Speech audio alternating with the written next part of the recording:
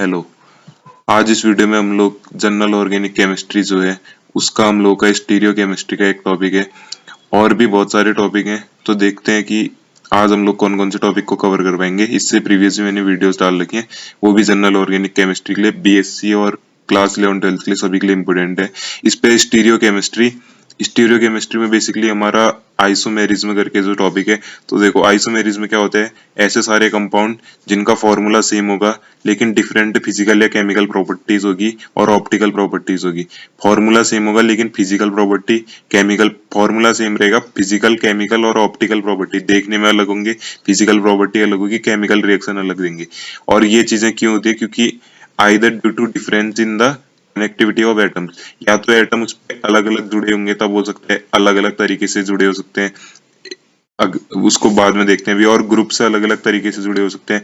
और जो एटम्स का ओरिएंटेशन है वो अलग अलग तरीके से हो सकता है, और ग्रुप्स का ओरिएंटेशन भी अलग अलग तरीके से हो सकता है एक दूसरे के साथ, तो तभी जाके आइसोमेर्स होते हैं। और जो ये इन सब के बीच में ये रिश्ता हम लोग देख रहे हैं, ये क्या आइसोमेरिज्म है। तो अब देखना क्या है, इस पे नीचे देखो आइसोमेर्स कैसे समझ सकते, देखो फॉर्मूला सेम रहेगा, एक कार्बन दो कार्बन, एक कार्बन दो कार्बन, एक ऑक्सीजन ऊपर भी है, एक ऑक्सीजन नीचे वाले में भी है, 3 हाइड्रोजन 2 हाइड्रोजन 1, कितने हो गए ऊपर टोटल 6, नीचे कितने हैं 3 3 6। तो ये दोनों एक दूसरे के आइसोमर्स हैं। जैसे देखो कैसे हो गए, CH3CH2OH, ये एक अल्कोहल है, नीचे वाला एक ईथर है, C6H5OH हो सकता है, और C6H6O। और भी बहुत सारे एग्जांपल है, देखो ये वाला देखो नेक्स्ट एग्जांपल।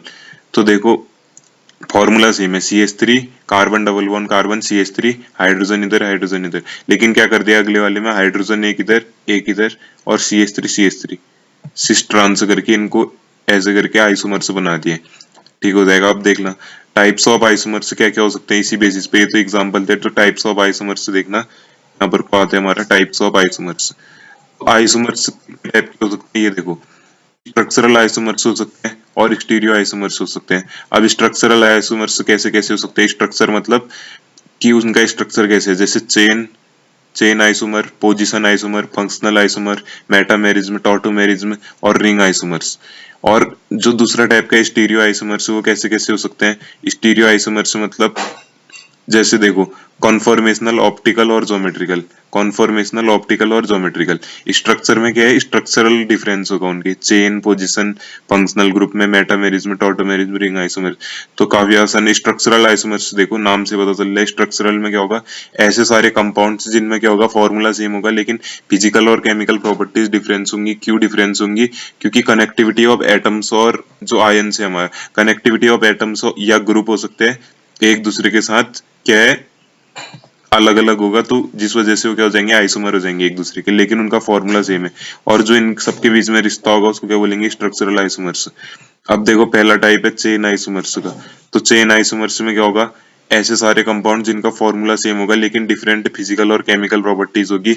अब डिफरेंट फिजिकल और केमिकल प्रॉपर्टीज क्यों होगी, क्योंकि एटम्स और ग्रुप के अलग अलग तरीके से यहाँ पर को जुड़े हुए होंगे। ठीक है, एटम्स और ग्रुप यहाँ पर को अलग अलग तरीके से जुड़े हुए हैं due to difference in chain length. अब क्या हो रहा है, बेसिकली बोल रहे हैं कि चेन लेंथ है यहाँ पर को अलग हो जा रही है। चेन आइसोमर्स में क्या हो रहा है, ऐसे सारे कंपाउंड फॉर्मूला सेम है लेकिन फिजिकल और केमिकल प्रॉपर्टी डिफरेंस क्यों आ जा रही है, क्योंकि चेन की लंबाई कहीं बड़ी हो जाएगी कहीं छोटी हो जाएगी, तो ये चेन आइसोमर्स है हमारे। अब देखो भाई इसके एग्जाम्पल देखना, और इन सबके बीच में जो रिश्ता देखेंगे वो कौन सा है, चेन आइसोमर्स कहलाएगा वो। अब देखो चेन आइसोमर्स के एग्जांपल जैसे देखो CH3 CH2 1 2 3 4, 4 कार्बन की चेन है लेकिन नीचे वाले पे क्या है 3 कार्बन की चेन है, ऊपर से एक CH3, ऐसे करके बना सकते हो और भी बना सकते हो। ये जरूरी नहीं है, ये एग्जांपल और भी दिखा सकते हो। पोजीशन आइसोमर्स, तो चेन में क्या होता है, चेन छोटी बड़ी लंबी कुछ भी होता रहता है। अब पोजीशन में क्या होगा, फिर ऐसे सारे आइसोमर जिनका फॉर्मूला सेम होगा लेकिन फिजिकल और केमिकल प्रॉपर्टी डिफरेंस होगी। क्यों, क्योंकि पोजीशन कहीं ना कहीं ग्रुप का या एटम्स का अलग अलग होगा, तो उसको क्या बोलेंगे पोजीशन आइसोमर्स। और उनके बीच में जो रिश्ता होगा उसको पोजीशन आइसोमेरिज्म।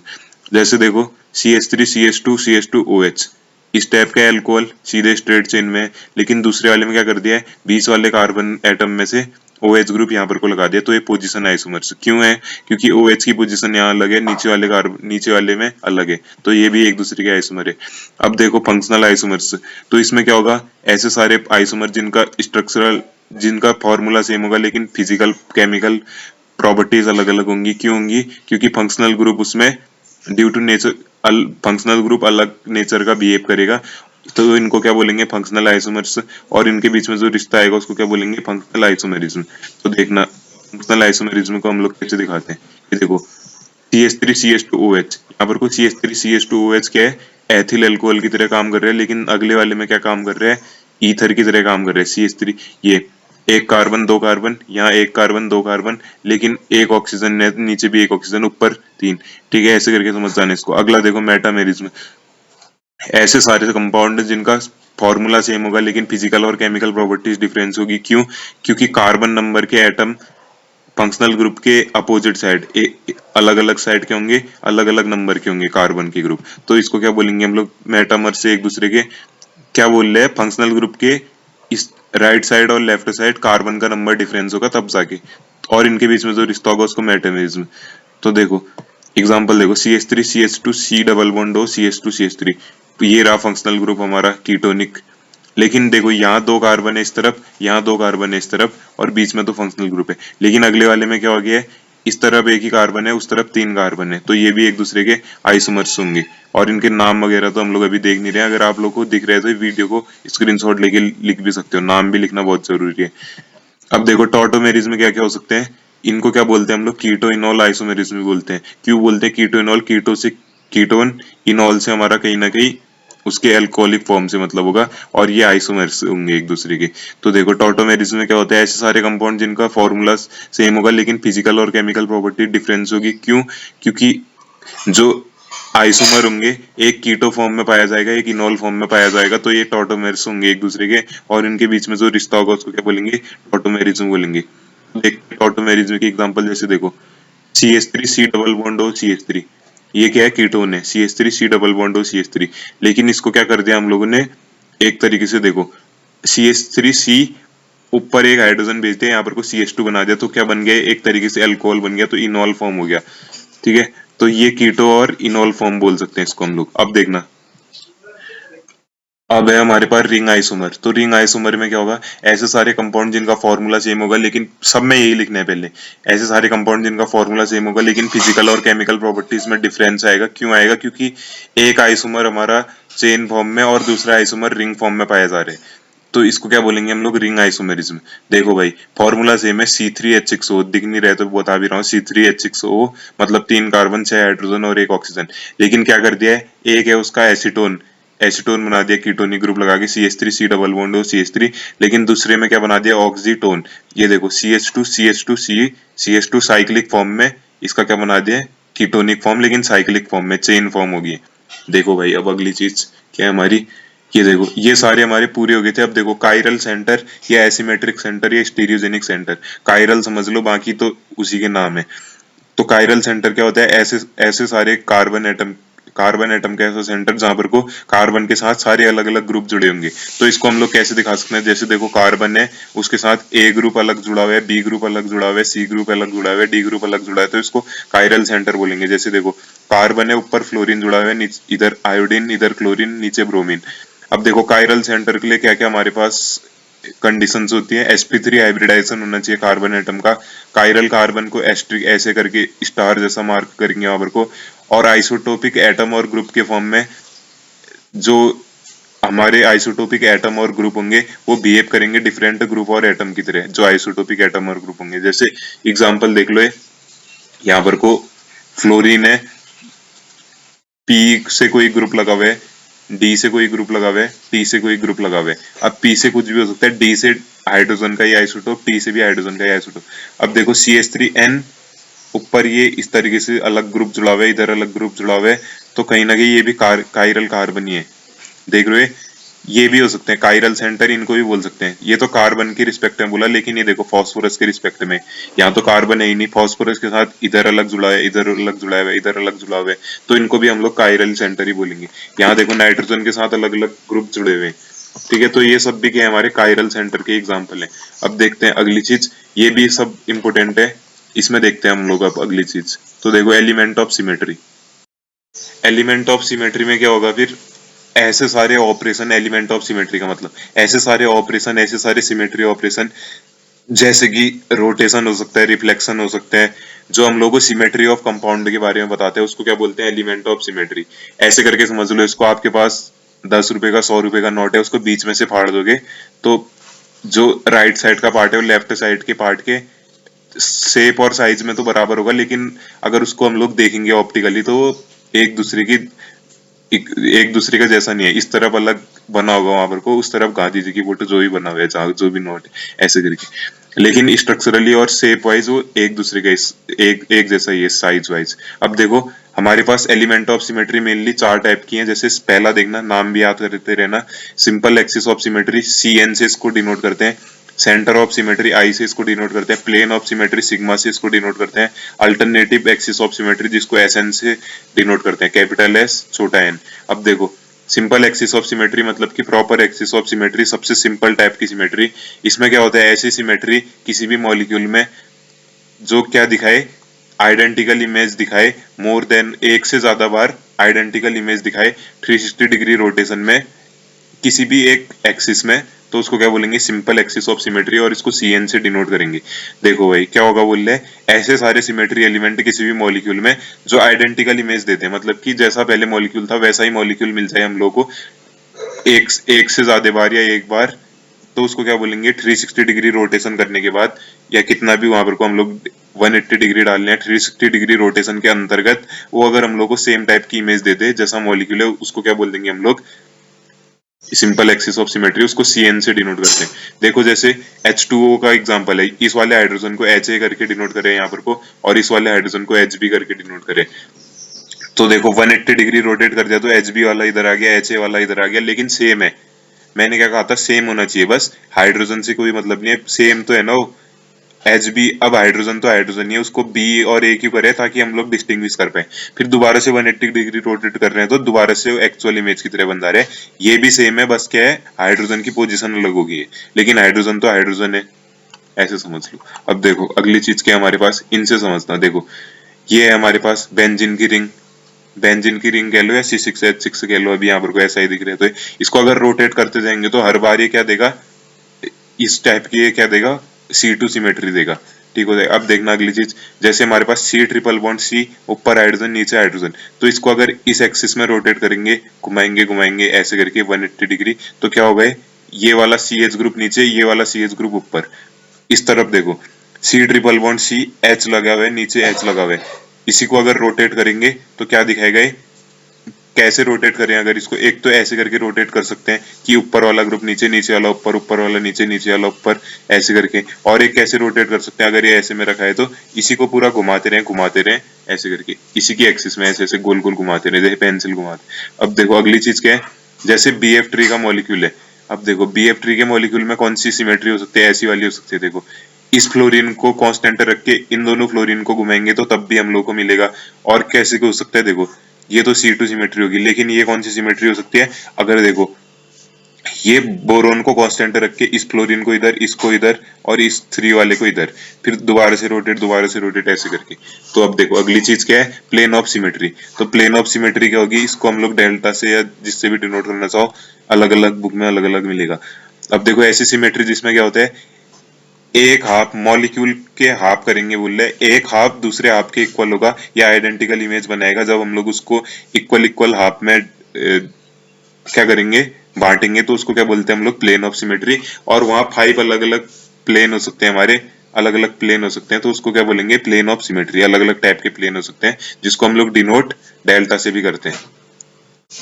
अब देखना भाई, ये देखो H2O मॉलिक्यूल है जैसे हमारे पास, इसको बीच में से अगर हम लोग हाफ डिवाइड करेंगे तो ये वाला जो मॉलिक्यूल, इस तरफ का जो इमेज है वो इस तरफ के इमेज के इक्वल होगा। और इधर देखो अगर ये CH3Cl CH, ये है CH3 है, इधर एक कार्बन होगा, इधर Cl है, इधर H है, इस तरफ से अगर इसको डिवाइड करूंगा तो नीचे वाला जो ये पूरा पहले मॉलिक्यूल है, अगर बीच से डिवाइड करूंगा तो ऊपर का नीचे के इमेज के बराबर है, ऐसे समझ लो इसको। अब देखो सेंटर ऑफ सिमेट्री क्या है, ऐसी सिमेट्री जिसमें क्या होता है, जितने भी आइडेंटिकल एटम या ग्रुप हैं वो प्रेजेंट रहते हैं अपोजिट डायरेक्शन में, इक्वल डिस्टेंस में with respect to each other.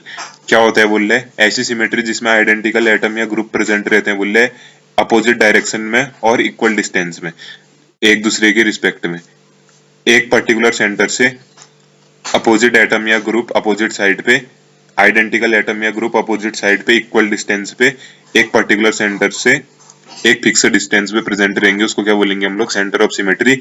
और इसको हम लोग सेंटर ऑफ सिमेट्री बोलते हैं। और ऐसे मॉलिक्यूल जिसमें ये सिमेट्री होगी उसको इन्वर्जन सेंटर भी बोलते हैं। जैसे देखो कार्बन है, डबल बॉन्ड कार्बन, ऊपर Cl, कार्बन सिंगल बॉन्ड कर लो, इसको कार्बन सिंगल बॉन्ड या डबल बॉन्ड कुछ भी कर लो, कार्बन डबल बॉन्ड। अभी हम लोग यहाँ पर को वो थोड़ी देख रहे हैं इसकी कि इसकी वैलेंसी पूरी है नहीं है। देखो कार्बन डबल बॉन्ड कार्बन ही कर लो, ऊपर हाइड्रोजन, इस तरफ हाइड्रोजन। तो इस सेंटर से अगर मैं इधर को जाऊं तो हाइड्रोजन, इधर को जाऊं तो हाइड्रोजन, इधर को जाऊं तो क्लोरीन, इधर को जाऊं तो क्लोरीन।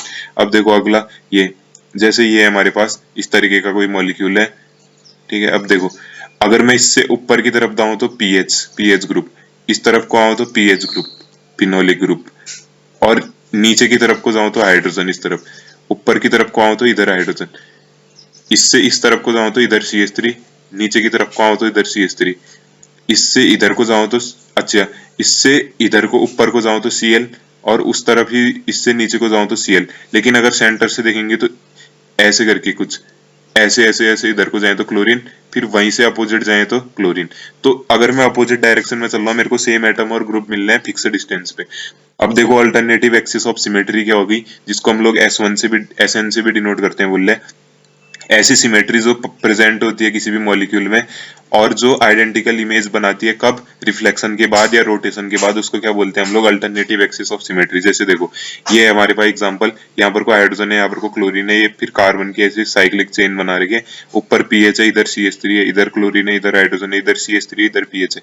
मिरर लगा देंगे, रिफ्लेक्शन के बाद देखते हैं अब कैसी इमेज बनाते हैं।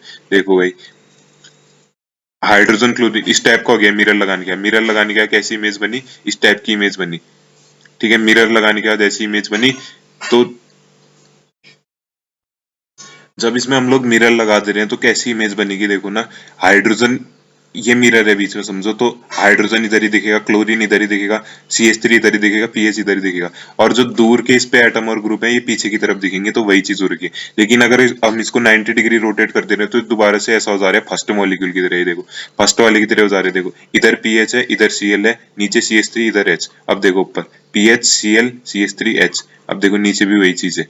ऐसी फिर आप देखोगे तो फर्स्ट की तरह आइडेंटिकल है।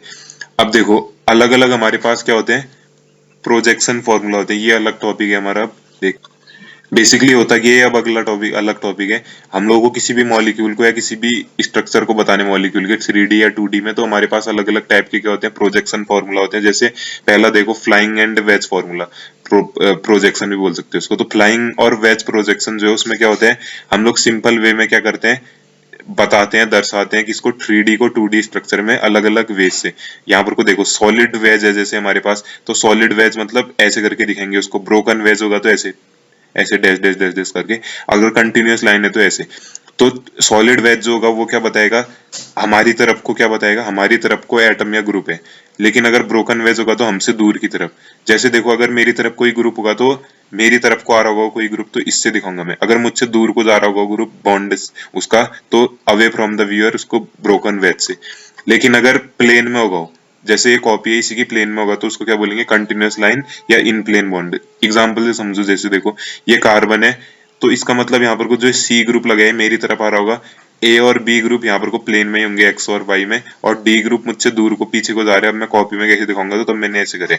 देखो एग्जांपल देख लो, यहाँ पर को CH3 है, तो एक कार्बन और CH3 वाला ग्रुप इधर से इस कार्बन की तरफ, और ये वाला पूरा प्लेन में कॉपी में ही बना हुआ है। OH ग्रुप मेरी तरफ को आ रहा होगा और ये हाइड्रोजन पीछे की तरफ को जा रहा होगा। वैसा ही इस केस में भी हाइड्रोजन पीछे को, OH मेरी तरफ, और CH3 और ये वाली जो कार्बन के साथ जुड़ा हुआ है ये बॉन्ड इन प्लेन होगा।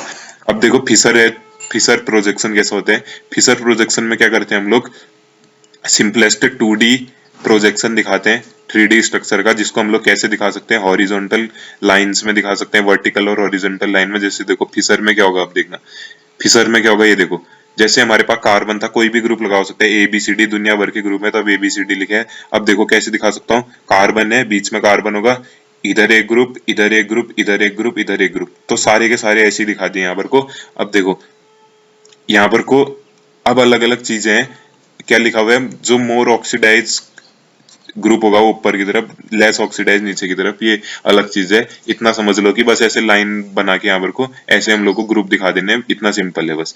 अब देखो फिशर प्रोजेक्शन में क्या होता है, जो क्रॉस सेक्शन पॉइंट होता है फिशर प्रोजेक्शन में, ये देखो जैसे ये है ना, जहां पर कोई चारों ग्रुप एक दूसरे को क्रॉस कर रहे हैं, यहाँ पर कोई कार्बन प्रेजेंट होते हैं बुल्ले, ये मैंने बता ही दिया था, कार्बन एटम प्रेजेंट होते हैं। और देखो जो मोर ऑक्सीडाइज एटम या ग्रुप होगा वो ऊपर की तरफ प्रेजेंट होगा, टॉप की तरफ प्रेजेंट होगा, ये टॉप की तरफ प्रेजेंट होगा। और जो लेस ऑक्सीडाइज ग्रुप होगा वो नीचे की तरफ प्रेजेंट होगा, वर्टिकल लाइन की तरफ।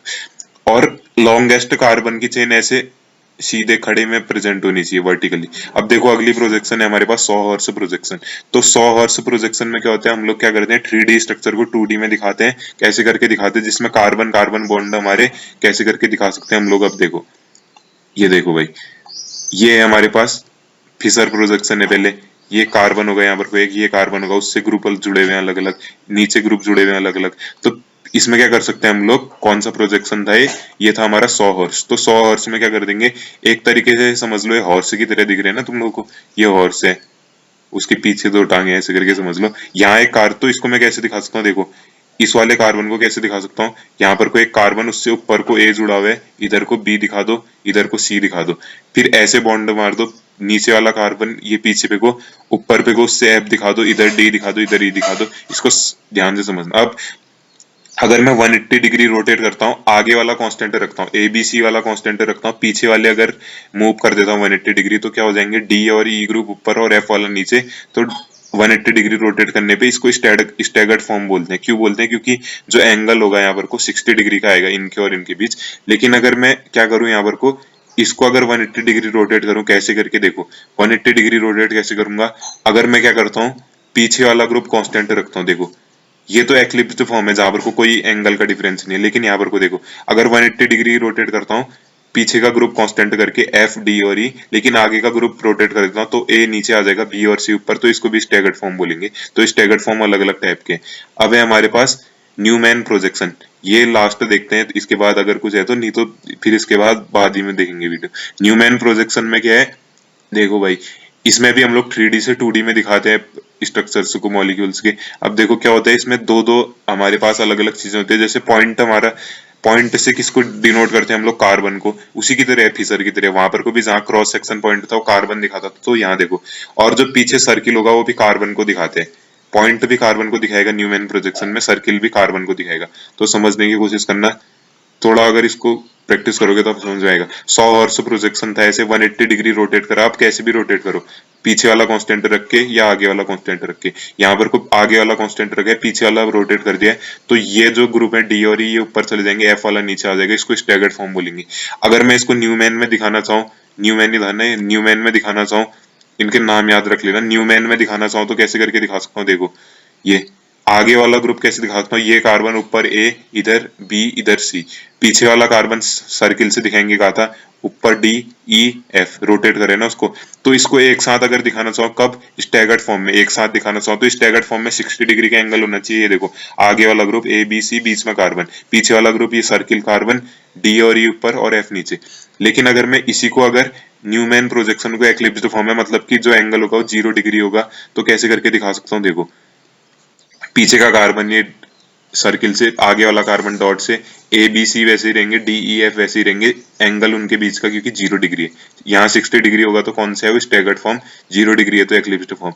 अब न्यूमैन प्रोजेक्शन भी हमारे अलग अलग टाइप के हैं, ये बता भी रहे भाई। देखो डाईहेड्रल एंगल जो है, एंगल देखो 60 डिग्री है तो वो अलग बोलेंगे हम लोग उसको, लेकिन अगर 0 डिग्री एंगल है तो उसको अलग बोलेंगे। जैसे देखो स्टैगर्ड न्यूमैन कब होगा, जब उसका एंगल जो है एटम्स के बीच का वो क्या होगा, 60 डिग्री। लेकिन अगर एंगल हमारा 0 डिग्री होगा या 0 से 60 डिग्री होगा तो उसको क्या बोलेंगे, S Q Newman, S Q Newman. लेकिन अगर 0 डिग्री एंगल होगा तो उसको एक्लिप्स्ड न्यूमैन बोलेंगे। इतना समझ में आ जाएगा। देखो ये इससे समझना, स्टैगर्ड कब बोलेंगे, कहा जब ये ग्रुप्स के बीच में देखो 60 डिग्री एंगल है स्टैगर्ड, 0 से 60 है तो स्टैगर्ड या एस क्यू न्यूमैन बोलेंगे। लेकिन अगर 0 डिग्री है तो क्या बोल देंगे, इसको हम लोग एक्लिप्स्ड फॉर्म बोल देंगे। ठीक हो जाएगा। अब देखते हैं हम लोग, बाद में देखेंगे इसको। और आज की वीडियो के लिए बस इतना ही। अब मिलते हैं नेक्स्ट पार्ट में, और आप प्रीवियस वीडियोस भी देख लेना। आई होप कि आप लोगों को कुछ समझ में आया होगा इससे। Thank you.